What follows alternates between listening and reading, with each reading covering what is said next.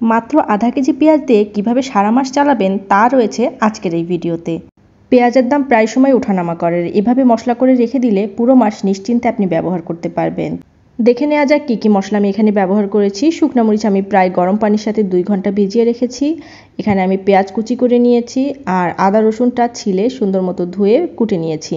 এছাড়া জিরাও কিন্তু গরম পানির সাথে আমি বেশ অনেকক্ষণ ভিজিয়ে রেখেছি, যাতে করে বাটতে বা ব্লেন্ড করতে আমার সুবিধা হয়।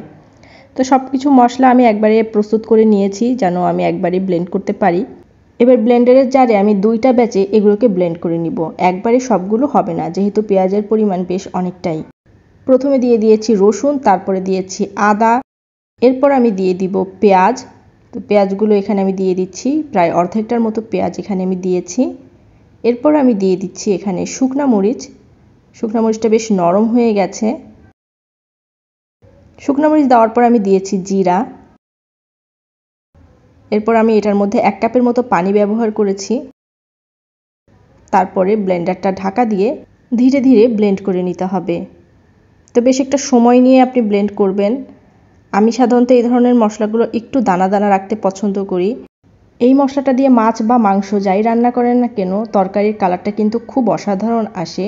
এই দেখুন, কালারটা কিন্তু খুবই সুন্দর এসেছে।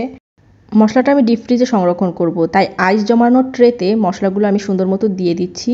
এভাবে মশলা সংরক্ষণের বেশ কয়েকটা উপকারিতা রয়েছে। প্রথমত, আপনার বাটি ধরে যদি আপনি রাখেন তাহলে প্রতিবারই আপনাকে ডিফ্রস্ট করে সেই মশলাটা নিতে হবে। তো এক্ষেত্রে মশলার গুণগত মান কিন্তু নষ্ট হয়ে যায়। কিন্তু আইস ট্রেতে আপনি যদি সংরক্ষণ করেন এবং সেটা যদি ডিপ ফ্রিজে রাখেন তাহলে আপনার যখন যে কয়টা কিউব প্রয়োজন সেই কয়টা আপনি বের করে নিতে পারেন।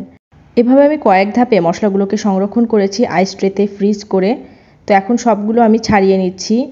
মশলাগুলো যখন সব ফ্রিজ হয়ে যাবে তখন একটা জিপলক ব্যাগে আপনি এটাকে সংরক্ষণ করতে পারেন। যেহেতু অনেকটা মশলা, তো আমি এটাকে জিপলক ব্যাগে একদম এয়ারটাইট করে সংরক্ষণ করার চেষ্টা করব।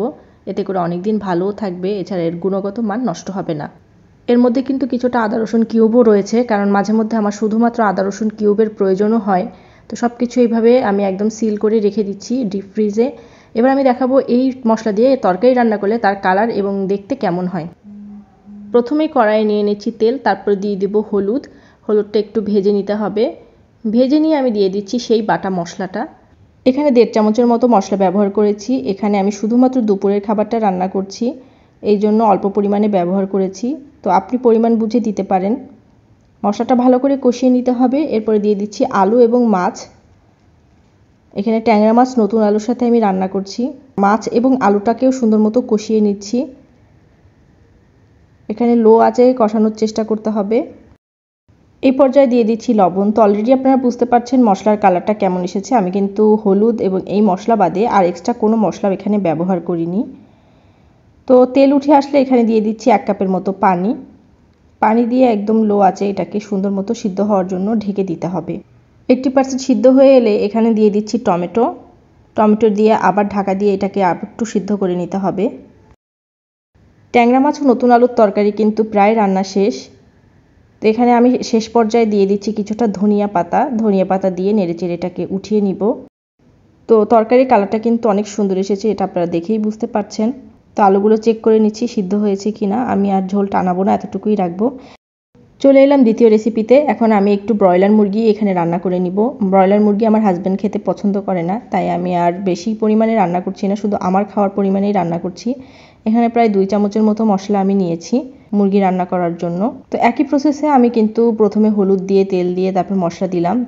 এখানে আমি এক্সট্রা গরম মশলার গুঁড়া এবং মাংসের মশলার গুঁড়া ব্যবহার করেছি, যেটা আপনারা দেখেছেন। তারপর একটু পানি দিয়ে মশলাটা ধীরে ধীরে কষিয়ে নিতে হবে। মশলার কালারটা কিন্তু খুব সুন্দর এসেছে, এটা দেখেই বোঝা যাচ্ছে। তো সুন্দর একটা ফ্লেভারের জন্য আমি কিন্তু কাঁচামরিচও ব্যবহার করেছি। এরপরে দিয়ে দিচ্ছি মাংস আর দিয়ে দিচ্ছি আলু। তো এটাকে সুন্দর করে কষিয়ে নিচ্ছি। ভালোভাবে কষাতে হবে, ব্রয়লার থেকে একটা গন্ধ আসে। তো এটা দূর করার জন্য অবশ্যই গরম পানি সিরকা দিয়ে ধুয়ে নেবেন। আর ভেজে রান্না করতে পারেন অথবা এভাবেও রান্না করতে পারেন, যে যেভাবে পছন্দ করেন রান্না করে নিতে পারেন। এখন আমি দিয়ে দিচ্ছি কিছুটা লবণ, 1/2 চামচের মতো লবণ দিয়েছি। তো আমার কাছে কিছুটা পেঁপে পড়েছিল, এখানে আমি কিছুটা পেঁপেও অ্যাড করে দিয়েছি। সব কিছু ভালো মতো কষিয়ে নিতে হবে একটু পানি দিয়ে দিয়ে। যখন কিছুটা তেল উঠে উঠে আসবে তখন এটার মধ্যে দিয়ে দিতে হবে পরিমাণ মতো পানি সিদ্ধ হওয়ার জন্য প্রপারলি। তো এখানে আমি প্রায় 1 কাপের মতো আবার পানি ব্যবহার করেছি। ব্রয়লার মুরগি কিন্তু সিদ্ধ হতে খুব একটা সময় লাগে না। এই যে আমার রান্না কিন্তু শেষ এবং তরকারির কালারটা দেখুন অনেক সুন্দর হয়েছে। খুবই অল্প পরিমাণে রান্না করেছি। ভিডিওটা আজকে এখানেই শেষ করছি। আমার এই টেকনিকটা আপনাদের কাছে কেমন লেগেছে আর এভাবে আপনারা সংরক্ষণ করে দেখতে পারেন আপনাদের কাছে ভালো লাগে কিনা। আসসালামু আলাইকুম, আল্লাহ হাফিজ।